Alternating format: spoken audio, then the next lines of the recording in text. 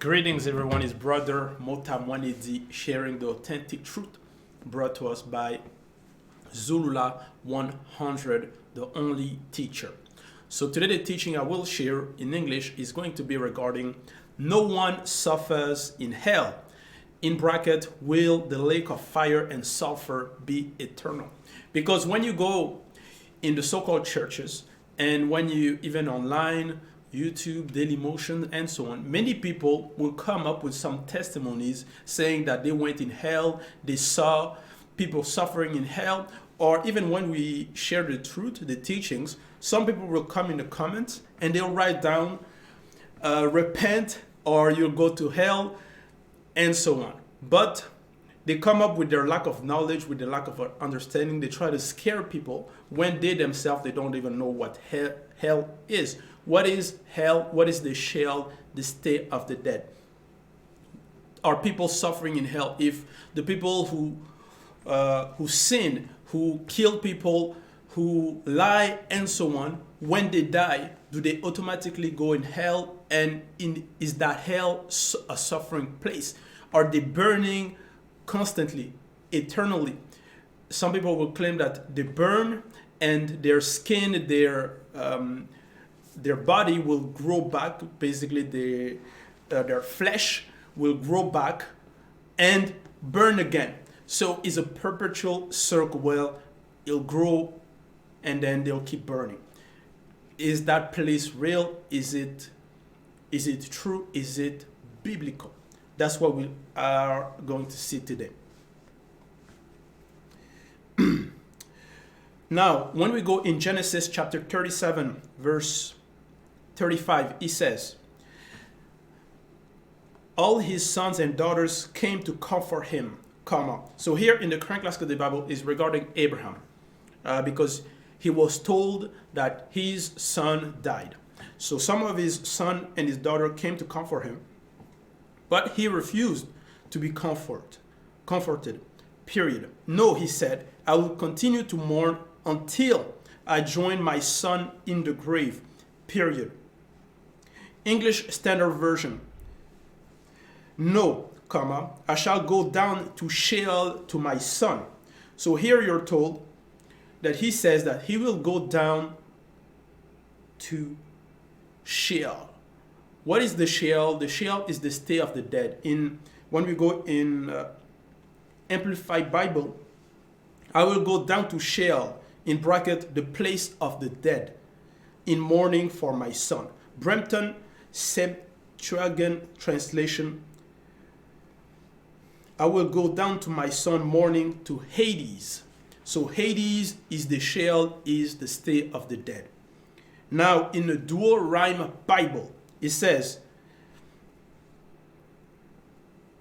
I will go down to my son into hell, comma, mourning. So here you're told in the current classic of the Bible that Abraham says that he is going to go down in hell, in the Sheol, in the Hades, to basically meet his son there. He won't be comforted. Now the question is Abraham saying that he's going to go in that place of suffering? Is he saying that his son, if his son died, that's the place he goes? Because many people don't understand the scriptures. They don't understand the images, the parables that are given. International Standard Version, it says, leave me alone, I will go down to the next world, comma, still mourning for my son, period. So Joseph's father wept for him. So, is the Sheol, is the Hades, is the state of the dead, is hell a place of suffering? Is it a place of burning fire? What is it? When we go in Psalms chapter 6 verse 5, it says in the New International Version, among the dead, no one proclaims your name, period. So here you're told in Psalms, in the current classic of the Bible, that among the dead, and where are the dead? The dead, they are in the state of the dead. They are in hell, in the place, in the Hades, in the Sheol, in other version. They are in that place. Among the dead, so among them, no one proclaims your name, period. Who praises you from the grave? Question mark. English Standard Version. For in death, now it doesn't say among the dead, now it says in death. So when you die, there is no remembrance of you. Semicolon. In Sheol, who will give you praise? Question mark. So here you're told in Psalms 6:5 in the English Standard Version that in death, in hell, in the state of the dead, there is no remembrance of you. So no one remembers God in the state of the dead, in hell. Berean Study Bible, for there is no mention of you in death. Who can praise you from Sheol? Douay-Rheims Bible, for there is no one in death that is mindful of thee. And who shall confess thee in hell? So as you can see, as I've shown, as I'm sharing, the hell, the Hades, the state of the dead, it's the same place.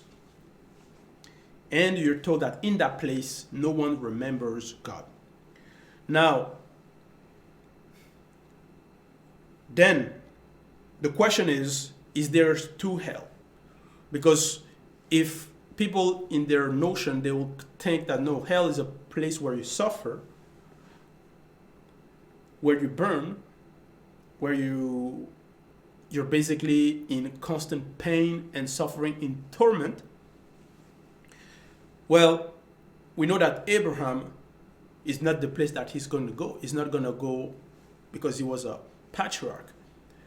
So he's not going to go suffer. So is there a place of death for the saint? For those who walk according to the path, to the verb, to the law, that obey the commandment, the believers? And is there another hell, another place of the dead for the others? Now, when we go in Luke chapter 16, verse 22, because that's the parable that many people take to try to say, yes, if you die, when you die, if you die in your sin, you automatically go and suffer, you go and burn in hell. In Luke 16:22, he says, New International Version, the time came when the beggar, so that's the parable of the rich and Lazarus. The time came when the beggar died and the angels carried him to Abraham's side. Period. The rich man was also dead. The rich man also died and was buried. New International. Now this, in the current classical Bible, says that the Lazarus, when he died in the parable, he went in Abraham's side. But the question is, Abraham, when he died, where did he go? Because when we go in Genesis 15:15, you're told, you, however, that's regarding Abraham, you will go to your ancestors in peace and be buried at good old age. New Living Translation, as for you, you will die in peace and be buried at a ripe old age. So you're told that Abraham, when he's going to die, he's going to go to his ancestors. So that's what it is. It's not that when people die, they go to Abraham's side or to his bosom in other versions. No. It's a place, a stay. In Luke 16, verse 19, it says, there was a rich man who was dressed in pure. There was a rich man. There was. So that's in the past. So because the parable, it addresses a history, a parable thing that happened. There was a rich man who dressed in pure and fine linen and lived in luxury every day. Now, Luke 16:22, Douay-Rheims Bible, and it came to pass that the beggar died and was carried by the angels into Abraham's bosom, period. And the rich man also died, and he was buried in hell, period. So you're told that Lazarus was carried in a place, and the rich was buried in hell.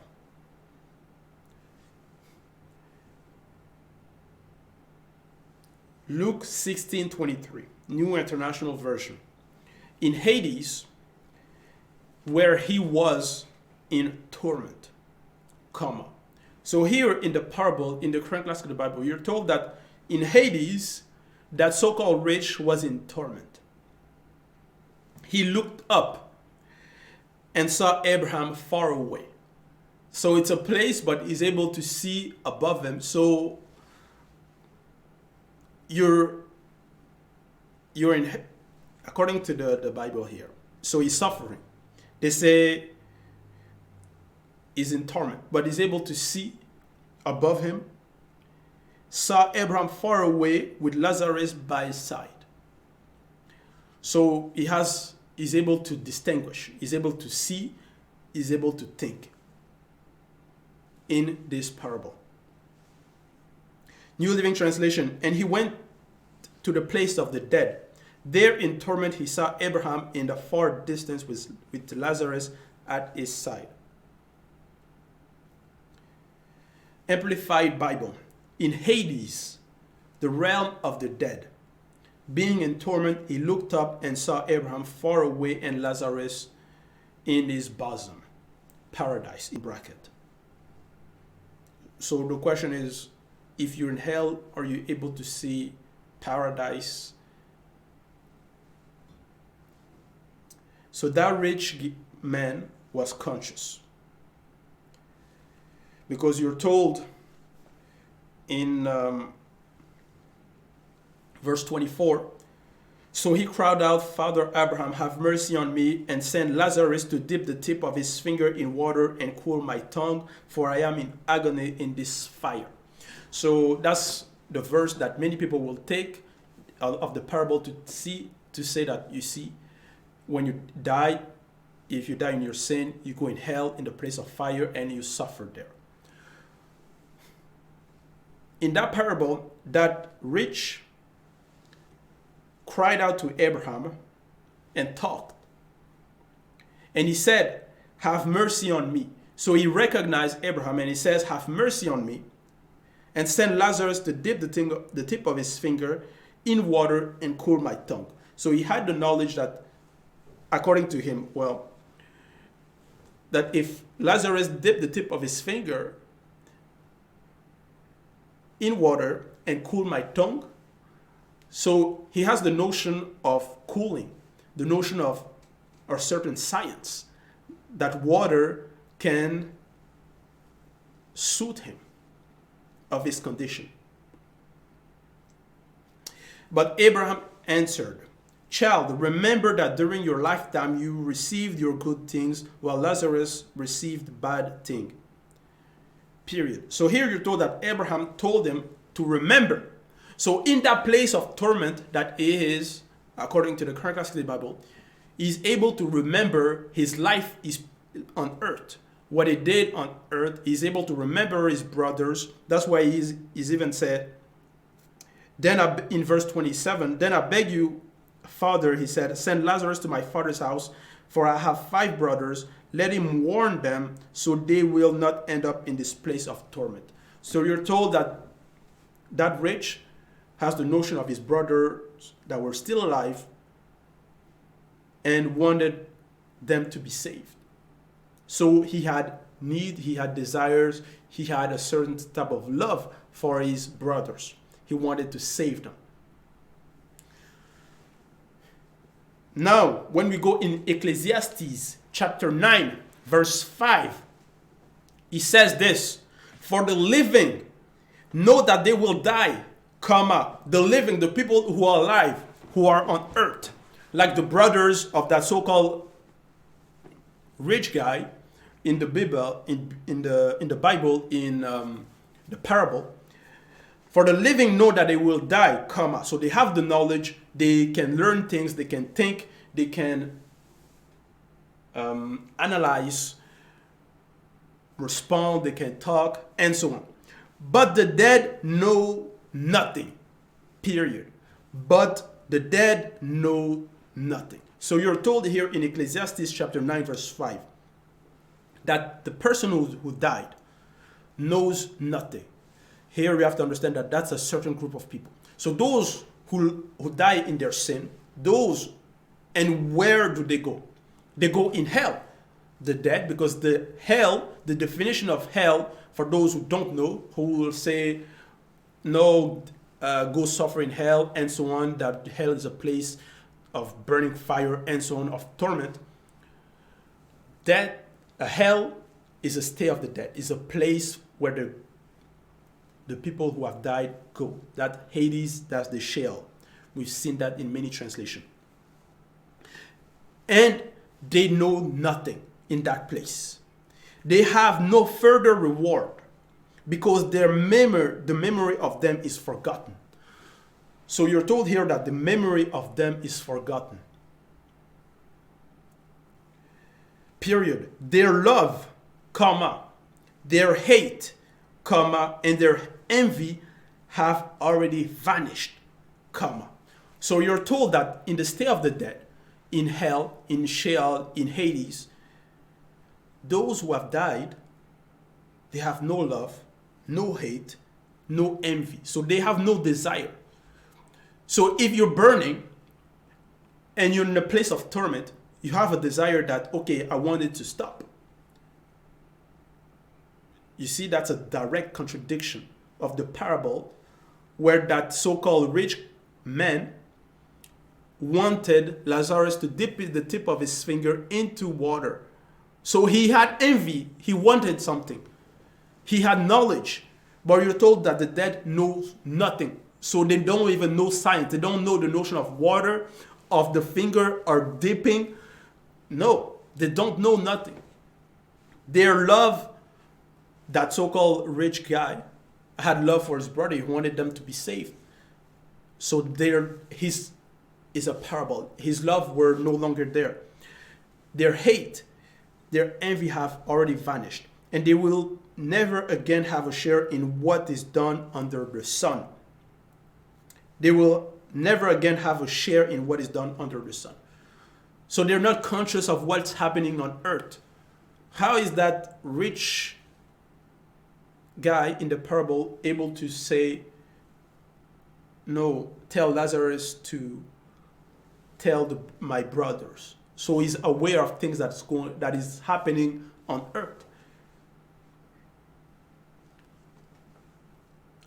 Verse 7 in Ecclesiastes 9:7. Go, eat your bread with joy and drink your wine with cheerful heart, for God has already approved your works.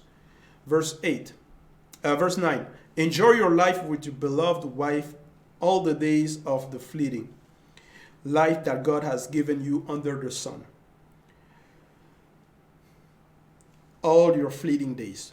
For this is your portion in life and your labor under the sun. Verse 10. Whatever you find to do with your hand, do it with all your might. For in Sheol, comma, New International Version. For in the realm of the dead, comma, Douay Bible. For neither works nor reason, wisdom nor knowledge shall be in hell, comma, Good News Translation.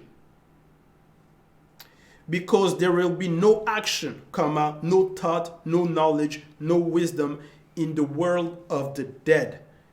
And that is where you are going. So you're told that in hell, there is no work, no planning, no knowledge or wisdom.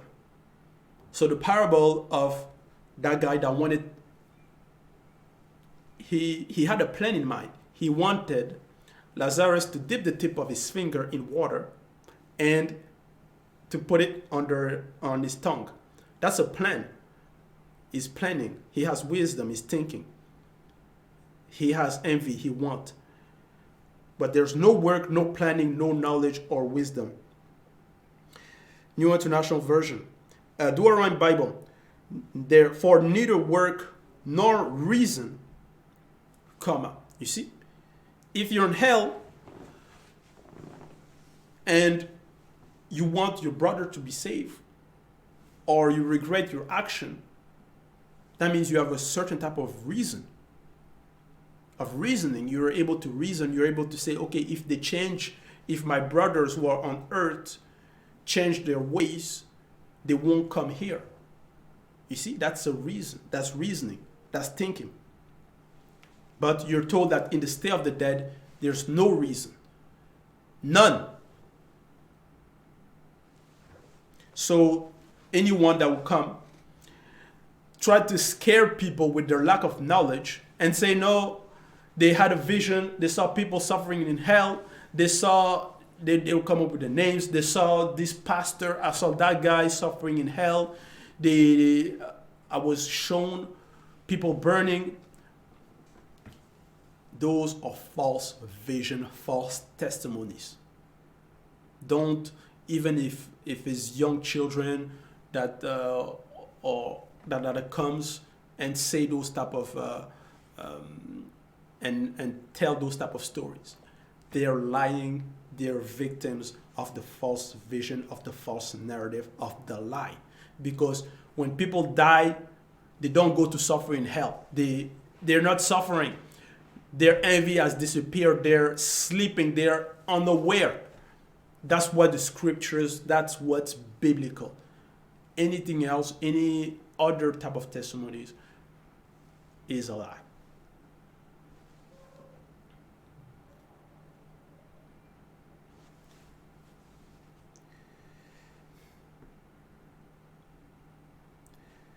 Good News Translation, work hard at whatever you do, comma, because there will be no action, comma, no thoughts. No thought. So, no thought. So that means you cannot think. You cannot think. No knowledge, no wisdom in the world of the dead.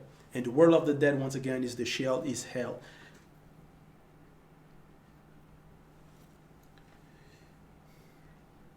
Now, some people are going to take Matthew chapter 25, verse 41. Which says, then he will say to those on his left, comma, then he will say, that's in the future, to those on his left, depart from me, comma, you who are cursed, into the eternal fire prepared for the devil and his angels, period. So will say, that's the future. That means people are not suffering there right now, in that place. No one suffers in the state of the dead.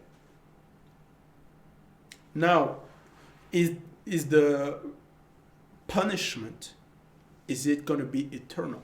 Because we know that there's the judgment. Because people don't even understand the notion of the end of day or the judgment.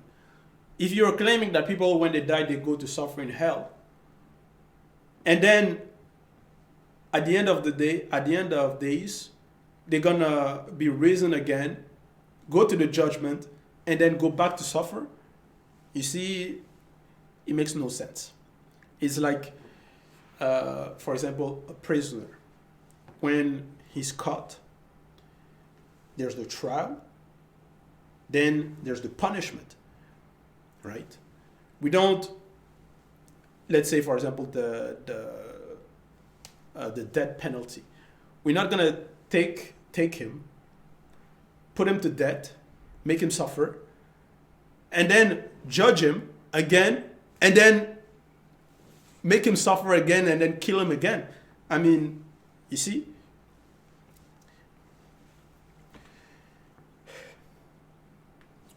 Daniel chapter 12, verse 2, New International Version, it says, multitudes who sleep in the dust of the earth will awake, some to everlasting life, comma, others to shame and everlasting contempt. Period. English Standard Version, Daniel 12:2. Many of those who sleep in the dust of the earth shall awake, comma. You see? Those who died, they're asleep. That's why they awake. Because they were unaware, they were unconscious. They were in the state of the dead. So they died, they're in that place. And they will awake. Then they will awake for their judgment. Some to everlasting life, comma, and some to shame and everlasting contempt.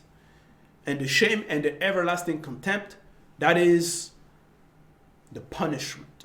That is that place which Matthew 25 verse 41 mentioned. Depart from me, you who are cursed, into the eternal fire prepared for the devil and his angel. So we shall see that place, because when it says eternal fire is images. We shall see what does it mean. What is eternal fire? Because in Job chapter 33 verse 14 it says, for God speaks in one way, comma, and in two, though man does not perceive it. Jude chapter 1 verse 6, New International Version. And the angels who did not keep their position of authority, but abandoned their proper dwelling, these he has kept in darkness, bound with everlasting chains for judgment on the great day. Period. English Standard Version, so Jude 1:6. And the angels who did not stay within their own position of authority, but left their proper dwelling, he has kept in eternal chains under glooming darkness until the judgment of the great day. You see? So when he says eternal, you're told here in Jude 1:6 that the angels who have committed abominations, they are in darkness and they're bound by eternal chains. What does that mean? They are bound by chains that cannot be removed by anyone from the visible. Everlasting chain. But he says until the judgment. So is eternal, meaning they cannot remove it. It's permanent. But permanent until that day, until the day of the judgment. You see? So they are there until the day of the judgment.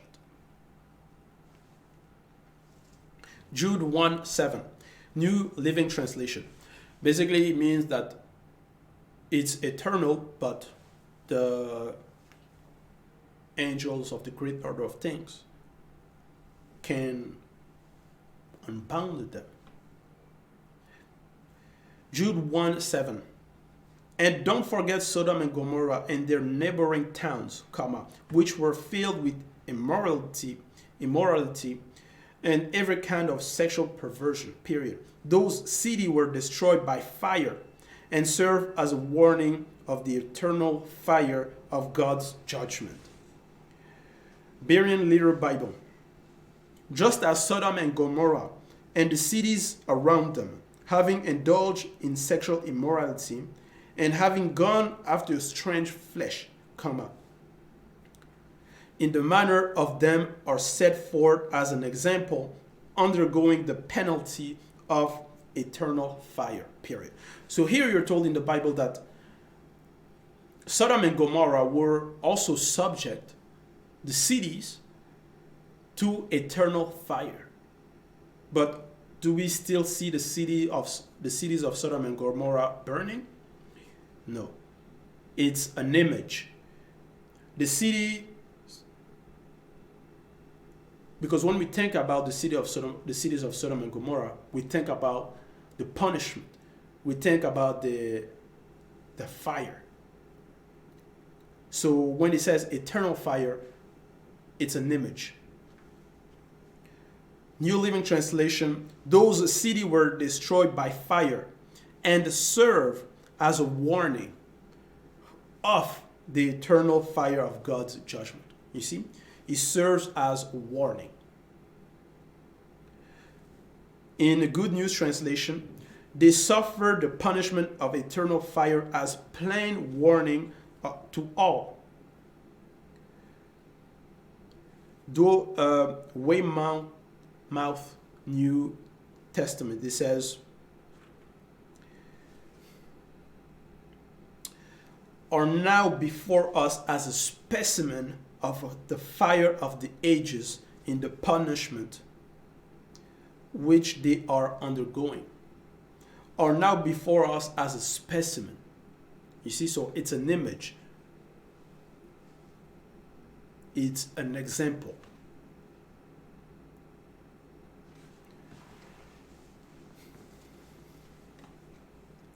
We shall see the notion of eternal fire in Isaiah chapter 30, verse 33, in the New International Version, which says, Tophet has long been prepared. He has been made ready for the king.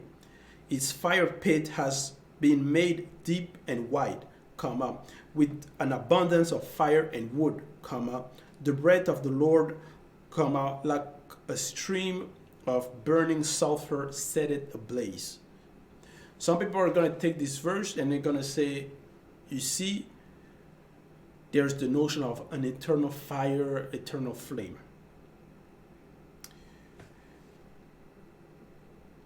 Many are going to take this passage and they're going to say it corresponds to Matthew chapter 25, verse 31.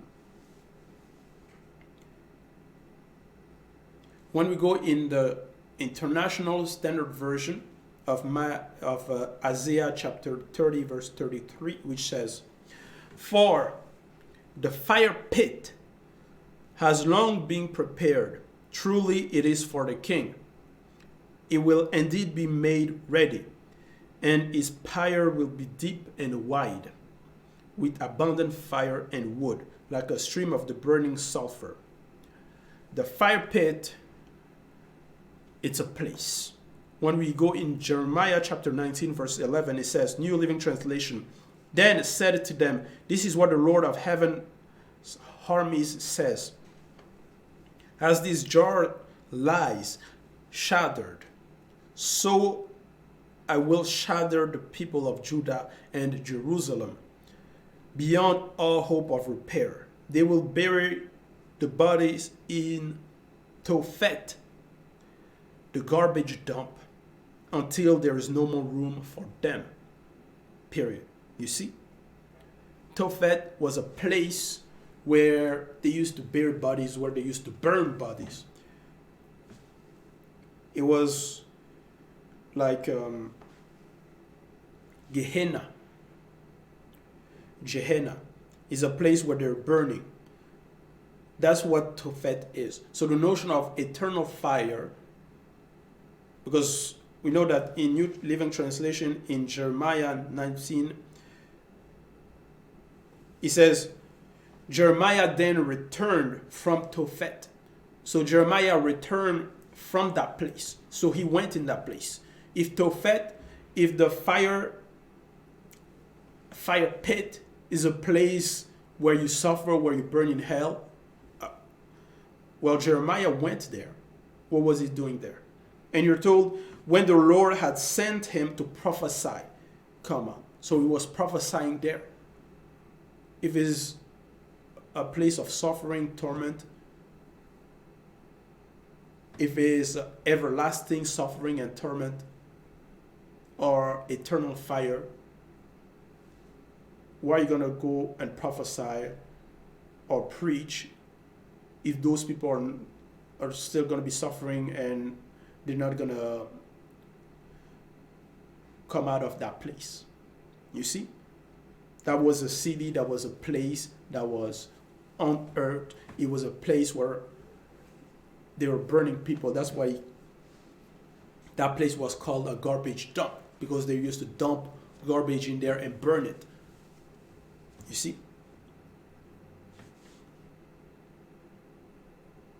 According to the current classical Bible.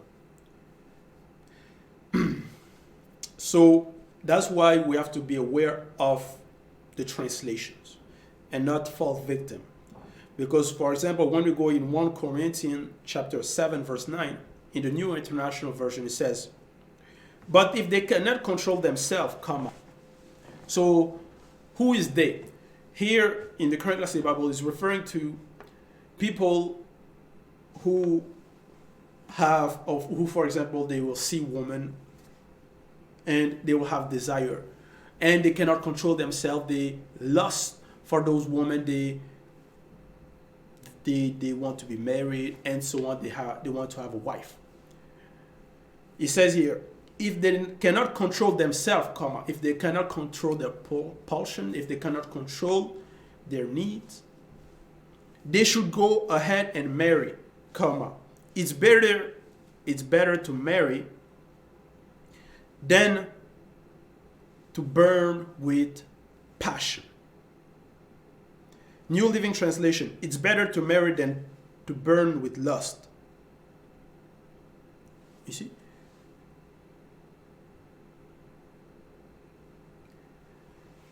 So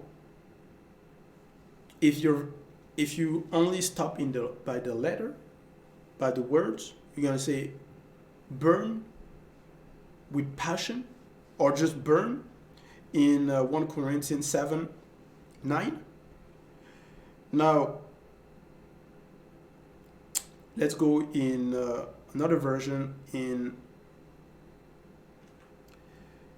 New American Standard Bible, 1977. It says, but if they do not have self-control, comma, let them marry, for it is better to marry than to burn, period. You see? Now he says simply to burn. And if you only stop at that translation, you're going to say, oh, you see, it's better to marry than to burn. That means you're burning, you're in a flame, you're in a fire. No, it's an image. It's an example. It's to burn with passion. You see? To burn with desire. So when it says to burn eternal fire, it's an image. American Standard Version, but if they have no continency, let them marry, for it is better to marry than to burn. You see? Dual Rhyme Bible. For if they cannot contain themselves, go ahead and marry. It is better to marry than to burn. For it is better to marry than to be burnt. Period. So here in the Dual Rhyme Bible, you're told that it is better to marry, to be married, than to be burnt. If you stop at that translation, you're going to say, oh, that means you're going to be burnt. That means you're going to suffer. You're going to go in a place of fire. No, that's not what it is.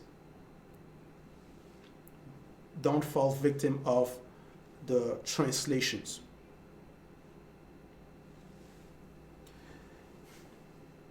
Matthew chapter 8, verse 29, New International Version. What do you want with us, comma, Son of God? Question mark. They shouted. Have you come here to torture us before the appointed time? Question mark. So here it's regarding the demons. They are saying to the Christ, have you come here to torture us before the appointed time? So those demons, they are aware that there is a time where they will be tortured, according to the current classical Bible, where they will suffer. And there is an appointed time. English Standard Version. Have you come here to torment us before the time? Have you come here to torment us? So they're telling him, have you come here to torment us? So it is him that's going to torment them.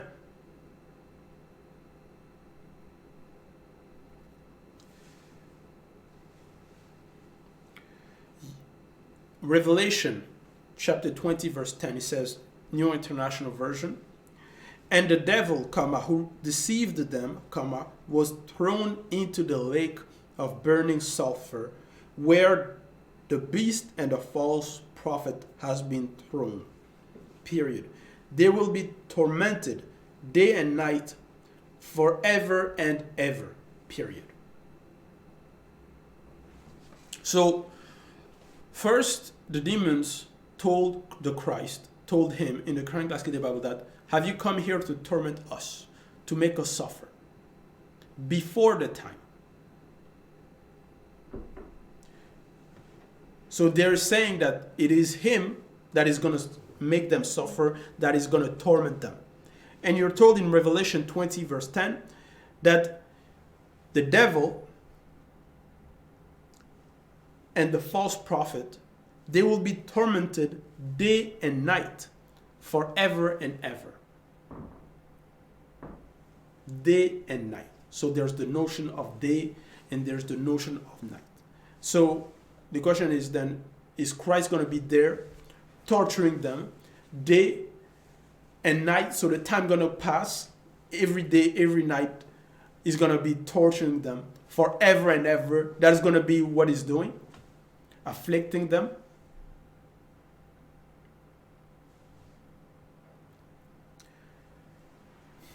It's an image.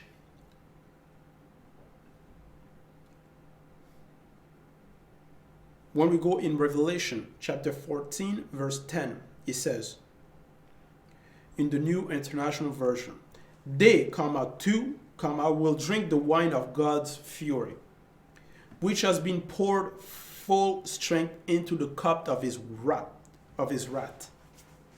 They will be tormented with burning sulfur in the presence of the holy angels and of the Lamb. Period. Verse 11, New International Version, and the smoke of their torment will rise forever and ever. There will be no rest day or night for those who worship the beast and his image, or anyone who received the mark and his name. So you're told here in verse 10 in the current class of the Bible that they will be tormented, those who will follow the devil and the mark of the beast. They will be tormented in the presence of the angels and the Lamb. So according to the current class of the Bible, they will be tormented.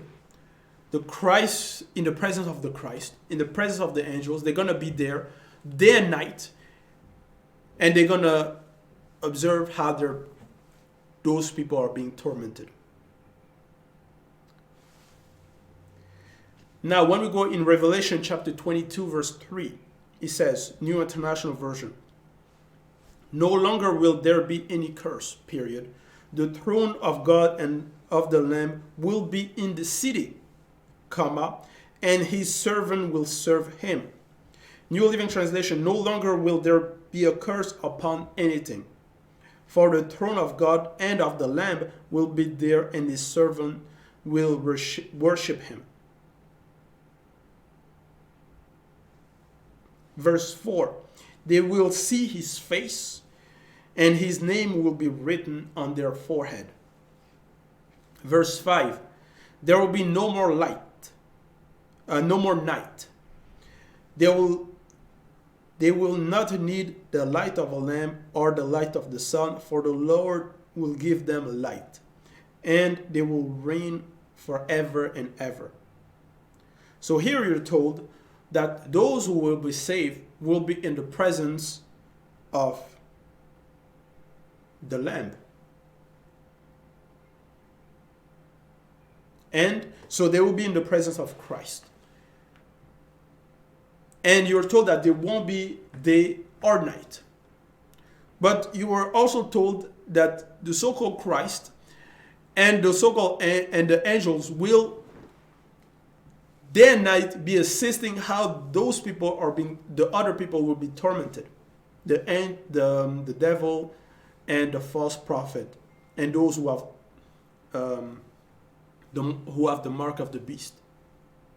So is it a sort of duplication?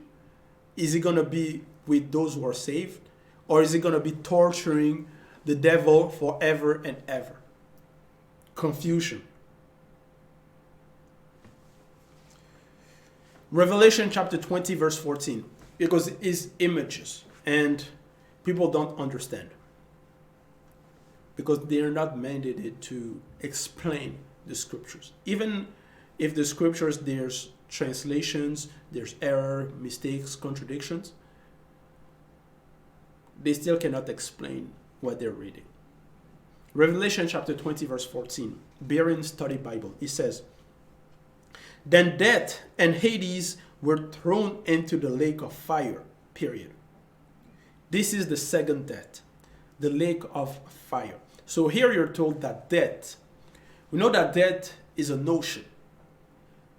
And Hades, so Hades is the state of the dead. Death and Hades were thrown into the lake of fire. So how are you going to throw a notion into a lake of fire? You see, it's images. This is the second death, the lake of fire.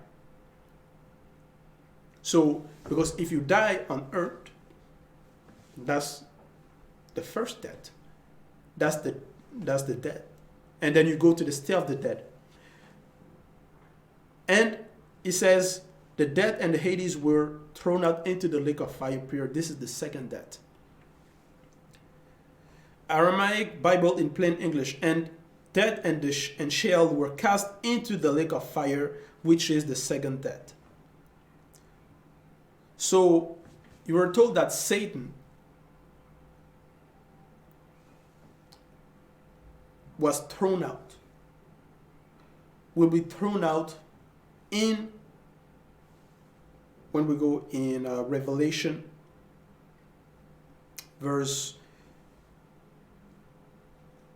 Revelation 20 and 10, it says, "They will be tormented day and night. And the devil who received them was thrown into the lake of burning sulfur." So they were thrown into the lake of fire.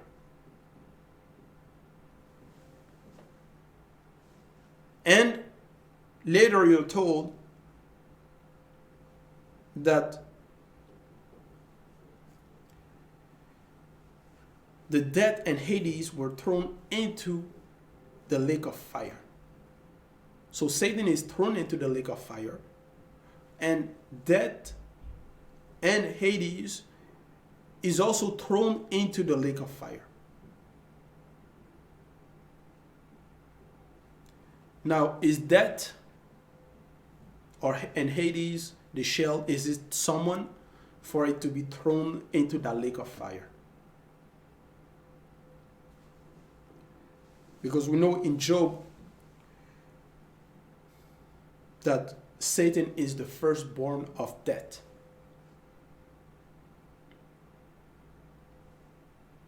Death is a notion. It's like a law. 1 Corinthians chapter 15 verse 26, New International Version. "The last enemy to be destroyed is death." New American Standard Bible, "The last enemy that will be abolished is death." You see? The last enemy that will be abolished. Because it's like a law. When you abolish a law, the last enemy that will be abolished is death. Because that is a notion. 1 Corinthians chapter 15 verse 56, New International Version. "The sting of death is sin, and the power of sin is the law." The sting of death is sin. Because death is there because there is the sin. The sin is the disobedience. Because there's the law, you disobey that law, you're sinning. And because of that sin produces death. James 1:14, New International Version. But each person is tempted when they are dragged away by their own evil desire and enticed. Verse 15. Then, after the desire has conceived, he gives birth to sin. And sin, when it is full grown, gives birth to death. That's why you were told in the current class of the Bible that the so-called God told the first man, told Adam, that the day you will eat, you will die. Because the day you will eat, what does it mean? He's going to disobey. And that disobedience will produce death.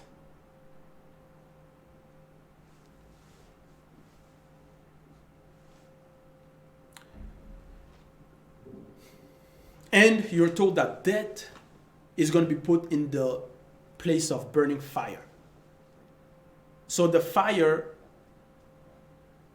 the lake of fire, is an image.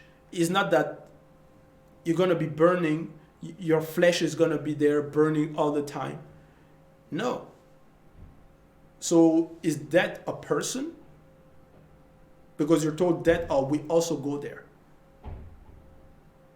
In that place of fire. So does death has flesh? Is it physical, or is it something that can be burned? No. It's an image.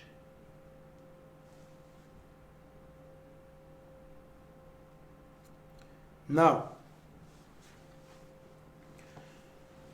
so no one suffers in hell. Hell is the state of the dead. So those who do not follow the commandment, the law, who are not in the truth, when they die, they are unconscious. They don't go to suffer, to burn. No. They are unconscious. They're going to wake up for the judgment. And we see the judgment in, now we shall go in Bibèl Kalatambali, the book of the truth. And I will translate here in Revelation chapter 20, verse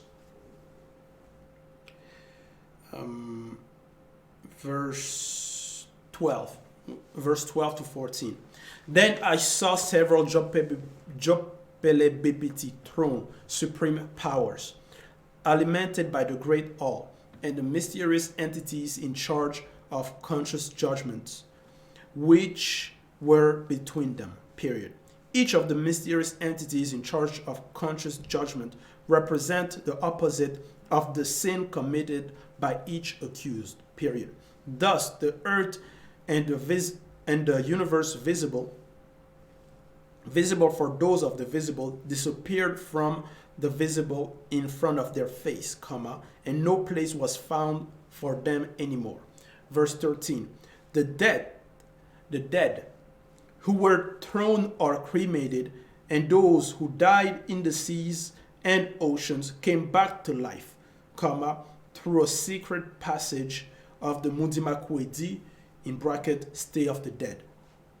Verse 14, and I saw the dead, the big and the small, the white and the mixed blood, who stood before the Jopelebipiti throne, supreme powers, without them being able to see them. Witness entities from the great order of things made their appearance. Books were open. And the entity known as the tree of life, the substantial principle of lives, also made his appearance. Another book was opened, which is the book of life. And the dead, white and mixed blood, were judged according to their books, according to their works, according to what was written in these books. Verse 15, the uninitiated were judged by the initiates in chief. Verse 16, the animals also were, as well as all animal life and life form, formerly issued from the visible, judge of their action in their conscious state. Verse 17, the initiate and the graced uninitiated were not judged. Verse 19. And the dead and Mudimakwedi, state of the dead, disappeared into the known existence. Verse 20.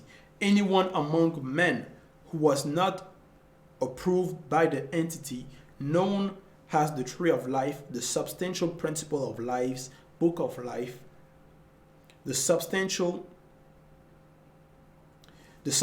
principle of lives, book of life, was cast into the well of eternal oblivion at the first level after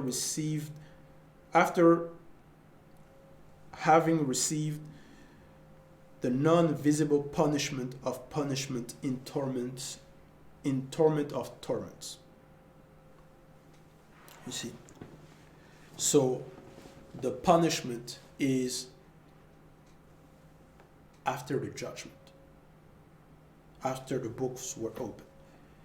Daniel chapter 13 verse 2 in Bibèl, he says, on the day of the great consumption, a multitude of those who have tasted the mystery of the grapes of death will awaken. Some for longela brindea, eternal life, and others for reproach, for the mystery of shame, period. So that mystery of shame is that punishment, is that non-visible punishment of punishment in torment of torments. Its shame is everlasting shame.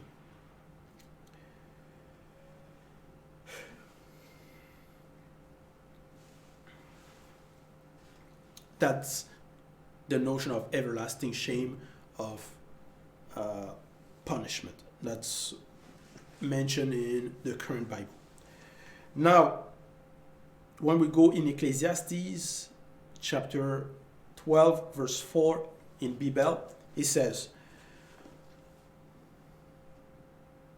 where we dread the afterlife, where we have terrors on the way of the valley of the dead, where the entity approach, where the atmosphere become weighty, and where prayer no longer has an effect. For man goes to his tenebrous abode, and the mourner roam the street. Before the silver cord, the linking soul and body of the soul detached from the physical body, and the gold vase break, the complete separation between soul and body, that the seal breaks on the source, the separation between soul and spirit, and the wheel breaks on the cittern.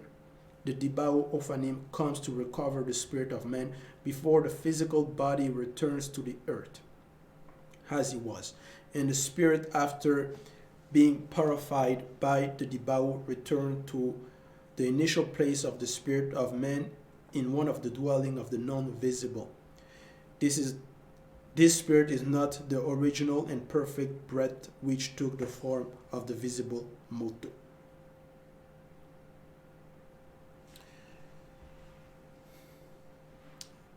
Now,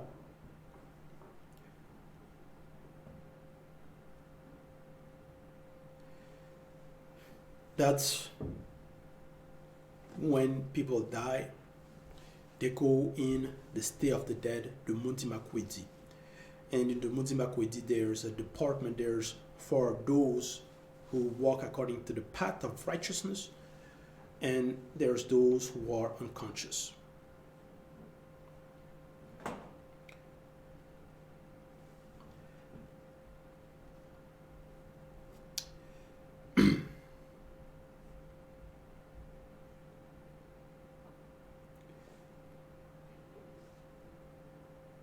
Now, in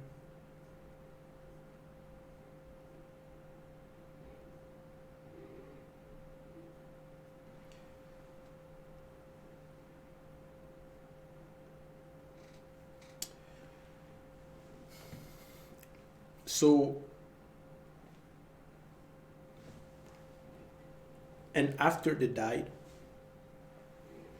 they wake up for the judgment, and The judgment, it's what I've mentioned in Revelation, in Bibèl,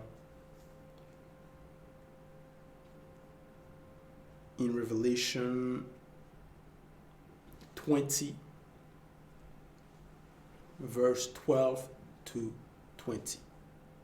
That's the last judgment. So the notion of hell, suffering, lake of fire, sulfur has been explained. It's images. The truth is in Bibèl Bali. So anyone that tells you, no, if you die, if people die, they go to suffer, to burn, they don't know what they're talking about. They lack knowledge, they lack understanding, their teaching is not biblical. So, all glory to Loba, the only and unique Creator.